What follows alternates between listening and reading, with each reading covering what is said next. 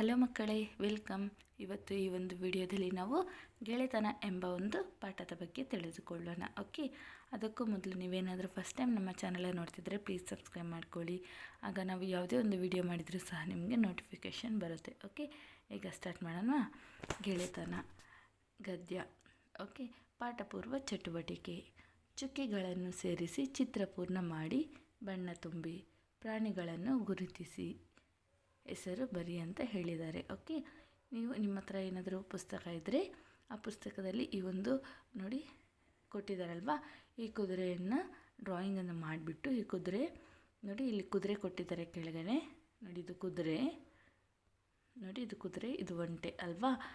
ಇವೆರಡು ಚಿತ್ರಗಳಿಗೆ ಫಸ್ಟ್ ಈ ಡ್ರಾಯಿಂಗನ್ನು ಕಂಪ್ಲೀಟ್ ಮಾಡಿಬಿಟ್ಟು ಆಮೇಲೆ ನೀವು ಬಣ್ಣವನ್ನು ಹಾಕೋದಕ್ಕೆ ಪ್ರಯತ್ನ ಮಾಡಿ. ಓಕೆ, ಈಗ ನಾವು ಪಾಠ ಏನಂತ ನೋಡ್ತಾ ಹೋಗೋಣ. ಓಕೆ, ನೋಡಿ ಇದು ಒಂಟೆ, ನೋಡಿ ಇದು ಒಂಟೆ ಮತ್ತು ಇದು ಕುದುರೆ. ಓಕೆ, ಈಗ ನಾವು ಪಾಠವನ್ನು ಸ್ಟಾರ್ಟ್ ಮಾಡ್ತಾ ಹೋಗೋಣ. ಓಕೆ,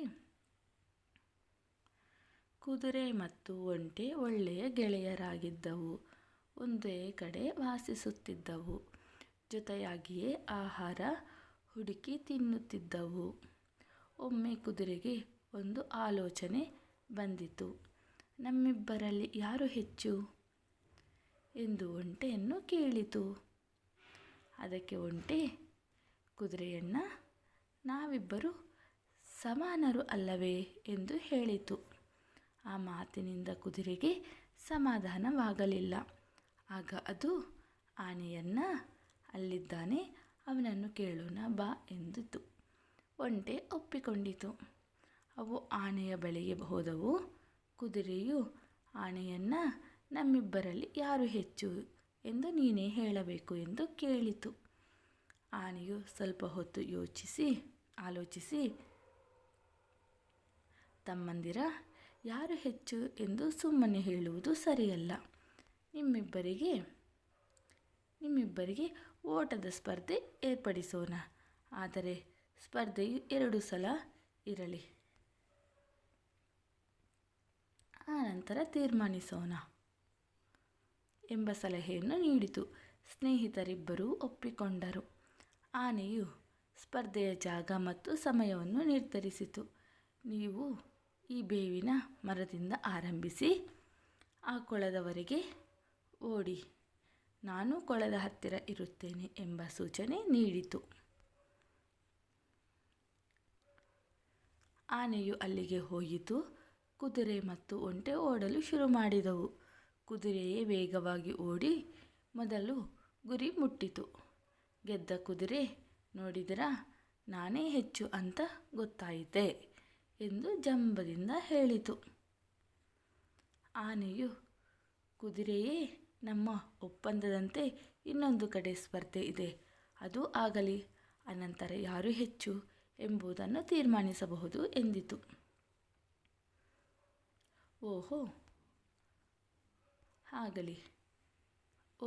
ಹಾಗೆಯೇ ಆಗಲಿ, ನಾನು ಸಿದ್ಧ ಎಂದು ಕುದುರೆ ಹೆಮ್ಮೆಯಿಂದ ಹೇಳಿತು.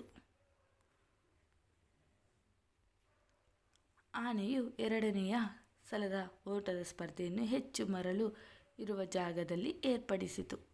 ಅಲ್ಲಿ ಸ್ಪರ್ಧೆಯ ಆರಂಭ ಮತ್ತು ಗುರಿ ಮುಟ್ಟುವ ಜಾಗಗಳನ್ನು ಗುರುತಿಸು. ಗುರಿ ಮುಟ್ಟಬೇಕಾದ ಸ್ಥಳದಲ್ಲಿ ಆನೆಯು ನಿಂತಿತು. ಓಟದ ಸ್ಪರ್ಧೆ ಪ್ರಾರಂಭವಾಯಿತು. ಮರಳಿನ ಮೇಲೆ ಒಂಟೆ ಸರಾಗವಾಗಿ ಓಡಿತು. ಆದರೆ ಅಲ್ಲಿ ಕುದುರೆಗೆ ಓಡಲು ಕಷ್ಟವಾಯಿತು. 2ನೆಯ ಸಲ ಓಟದ ಸ್ಪರ್ಧೆಯಲ್ಲಿ ಒಂಟೆ ಗೆದ್ದಿತು. ಆಗ ಸೋತ ಕುದುರೆಗೆ ತನ್ನ ತಪ್ಪಿನ ಅರಿವಾಯಿತು. ಆನೆ ಮತ್ತು ಒಂಟೆಯ ಹತ್ತಿರ ಕ್ಷಮೆ ಕೇಳಿತು. ಆನೆಯು, ತಮ್ಮಂದಿರ, ನಿಮ್ಮಲ್ಲಿ ಯಾರೂ ಹೆಚ್ಚು ಅಲ್ಲ, ಕಡಿಮೆಯೂ ಅಲ್ಲ. ಪ್ರತಿಯೊಬ್ಬರಲ್ಲಿಯೂ ಅವರದೇ ಆದ ವಿಶೇಷತೆ ಇರುತ್ತದೆ. ನೀವಿಬ್ಬರು ಒಳ್ಳೆಯ ಗೆಳೆಯರಾಗಿದ್ದವರು. ಮುಂದೆಯೂ ಹಾಗೆಯೇ ಇರಿ. ಗೆಳೆತನದ ಆನಂದವನ್ನು ಹಂಚಿಕೊಂಡು ಬಾಳಿರಿ ಎಂದು ಹೇಳಿತು. ಕುದುರೆ ಮತ್ತು ಒಂಟೆ ಆನೆಗೆ ಧನ್ಯವಾದಗಳನ್ನು ತಿಳಿಸಿತು. ಎಂದಿನಂತೆ ಗೆಳೆಯರಾಗಿ ಖುಷಿಯಾಗಿದ್ದವು. ಇಷ್ಟು ಈ ಒಂದು ಪಾಠ ಆಗಿದೆ. ಓಕೆ, ನಿಮಗೇನಾದರೂ ಈ ಒಂದು ವಿಡಿಯೋ ಇಷ್ಟ ಆಗಿದರೆ ಪ್ಲೀಸ್ ಲೈಕ್ ಆ್ಯಂಡ್ ಸಬ್ಸ್ಕ್ರೈಬ್ ಮಾಡಿ. Thank you for watching the video. Thank you.